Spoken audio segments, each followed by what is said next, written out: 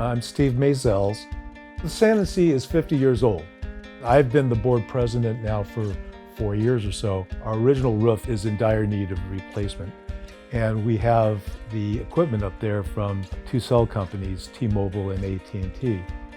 Before we can do the roof replacement, we had to address all the equipment. They had to raise it up because we're going to be adding insulation. There is no insulation on our roof. And then code now requires that we add at least 3 or 4 inches of insulation. And there's just a lot of work that needs to be done. So the whole surface is going to be raised up. And because of that, the equipment, a lot of that has to be lifted up. Up to this point, we did not even know how to make contact with T-Mobile or AT&T when things would need to be addressed with their equipment or other issues. So when the roof repair came up, we were just at a loss, like, okay, how do we get a hold of these companies, and how do we tell them we need to work with you? We just had no knowledge, the lack of communications, and Terabonne has helped us in ways that we just couldn't have done on our own. The work that needed to be done by the cell companies up there, the leases that we have apparently did not indicate that any changes in the equipment, the cost would have to be borne by them, that it very likely could be the responsibility of the tenant, which is the Sand and Sea. Tung pointed that out. The concern was that the work that needed to be done could be very costly. This was a concern for us, obviously.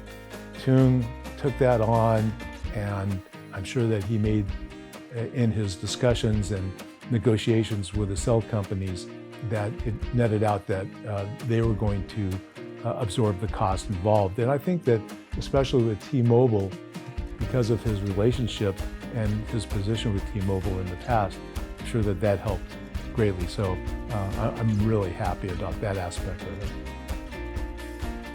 Our contracts apparently don't expire for a number of years.